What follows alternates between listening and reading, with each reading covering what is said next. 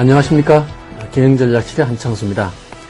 이 시간에 제가 소개해드릴 세기의 라이벌은 서기 660년 여름 황산벌에서 신라와 백제의 운명을 걸고 대결해야 했던 김유신 장군과 계백 장군입니다. 황산벌 싸움에 대해서는 아마도 잘들 알고 계시겠지만 저는 세계 전쟁사를 통틀어봐도 이처럼 처절한 전투는 그 유래를 찾아볼 수 없다고 생각합니다.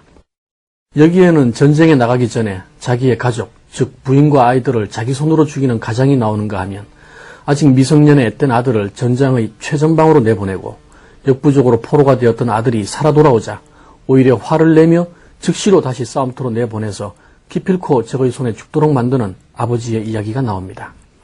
황산벌 싸움은 상무정신으로 가득한 남자들의 이야기이며 그 옛날 우리 조상들의 서리빨 같은 기계가 어땠는가를 잘 보여주는 이야기라 생각합니다. 저는 이 시간 그 황산벌의 싸움을 되짚어보며 장수로서의 계백과 김유신의 미덕을 비교해보고자 합니다. 서기 660년 신라가 낳은 최고의 장수 김유신의 기백은 절정에 달하고 있었습니다. 그는 매부인 김춘추의 외교력을 배경으로 강력한 나당연합을 구축하고 통일과업에 박차를 가하고 있었습니다. 탁월한 외교관인 김춘추는 당태종을 설득하여 대군을 한반도에 파견하도록 만들었습니다.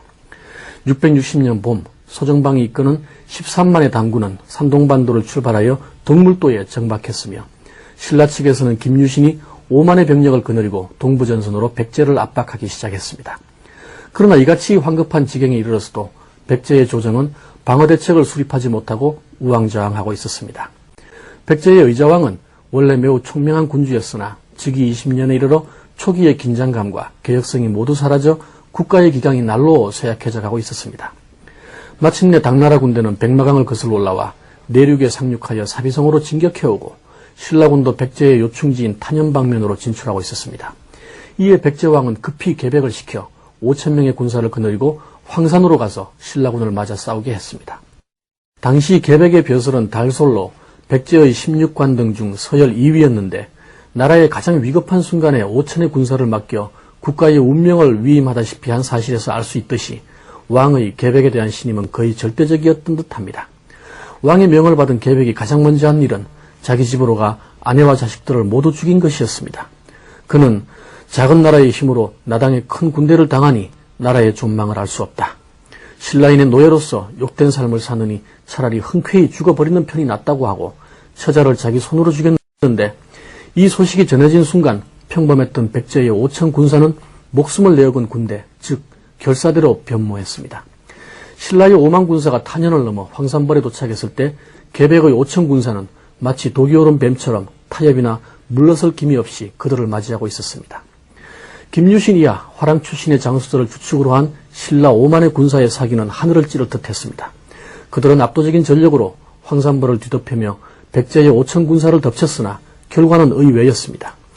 양군은 더 넓은 황산벌에서 4차례 회전했는데 백제군은 4차례 모두 승리를 거두었습니다.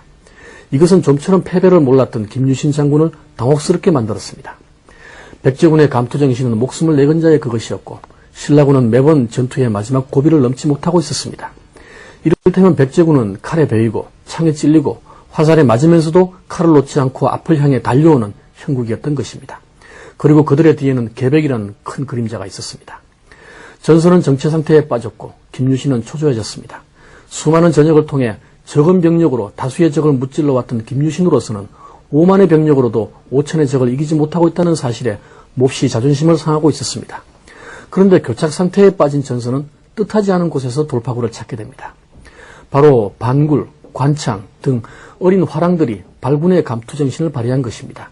특히 신라의 좌장군인 품일장군의 아들 관창의 죽음은 너무나 처연하여 전 신라군의 정신이 번쩍 들도록 만들었습니다.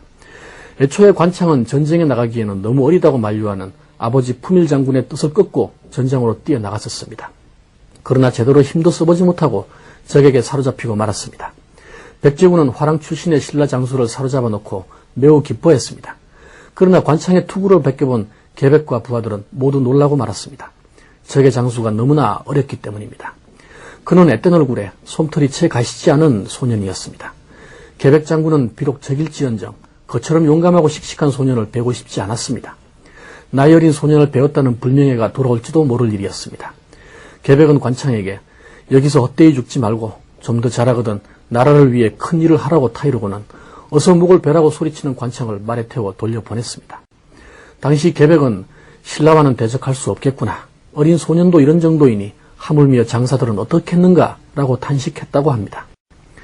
관창이 살아 돌아왔다는 소식에 신라군은 기쁨에 들떴으나 정작 아버지 품일 장군은 정말 부끄럽다. 남들은 포로가 되면 모두 목을 베이는 마당에 어찌하여 너만 목숨을 구걸하여 돌아왔느냐고 호통을 칩니다. 관창은 목숨을 구걸하지 않았습니다. 그러나 그는 아무 말도 않고 포박이 풀리자 말에서 내려 냉수를 한 모금 마신 후 다시 창을 부여잡고 단신으로 전선으로 뛰어들어갑니다. 그러나 이번에도 그는 적의 수중에 걸려 포로가 되고 맙니다.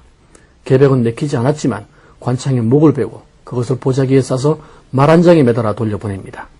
계백은 자기 가족을 몰살할 만큼 냉혹한 무인이었으나 기백이 넘친 적군 소년을 함부로 대하지 않았습니다. 그러나 이러한 일은 결과적으로 신라군의 전의를 크게 북돋웠습니다.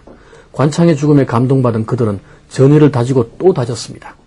다음날 투혼에 불타는 신라의 5만군과 백제의 5천결사대는 황산벌에서 마주 달려오는 열차처럼 정면으로 충돌했고 계백 장군을 포함한 백제의 5천결사대는 한 사람의 생존자도 없이 전원전사했다고 합니다. 김유신과 계백은 참으로 당대 최고의 장수들이었고 누가 이겼고 누가 졌다고 말하기 어려울 만큼 치열한 모습을 보인 분들입니다. 나라가 어려울 때 계백은 자기 손으로 5,000명의 결사대를 만들어냈습니다. 5,000결사대는 누가 따로 만들어 놓고 그에게 넘겨준 것이 아닙니다. 그는 오직 결사의 정신을 북돋움으로써 상무정신이 해이된 사회 환경에서도 최고의 강군을 거느릴 수 있었습니다. 이 점은 김유신도 마찬가지였습니다. 그는 단지 부하들 또는 그 아들들의 희생을 통해 승리를 얻은 인물이 아닙니다. 그는 젊은 시절 무심코 기생집으로 향하던 자신의 애마에 목을 친 인물입니다. 그러한 그의 기계는 가족을 친 계백의 그것과 다를 것이 없습니다. 후에도 김유신은 당나라와의 전쟁에 종군하던 자신의 아들 원술이 밤중에 몰래 경주의 집으로 돌아왔을 때 전선을 이탈한 죄로 그의 목을 치려 하지만 부인의 만류로 그것만은 못하고 그 즉시로 다시 전쟁터로 돌려보내기도 했습니다. 김유신과 계백은 누가 낫고 누가 못하다고 할 수 없을 만큼 당시의 상무정신의 화신들입니다. 그들은 지도자로서 솔선수범이 무엇인지를 행동으로 보여준 인물들이며 나라를 이끄는 위치에서 노블리스 오블리제가 무엇인지를 잘 알고 있었던 인물들입니다. 이러한 덕목들의 중요성은 오늘날도 마찬가지입니다. 사람은 누구나 이기적인 존재입니다. 그런데 자기는 조금치의 희생도 할 생각이 없이 임직원에게만 희생을 강요한다면 누가 그를 지도자로 믿고 따르겠습니까? 때로 지도자는 임직원의 예상을 뛰어넘는 희생을 통해서만이 보다 위대한 과업을 성취할 수 있습니다. 감사합니다.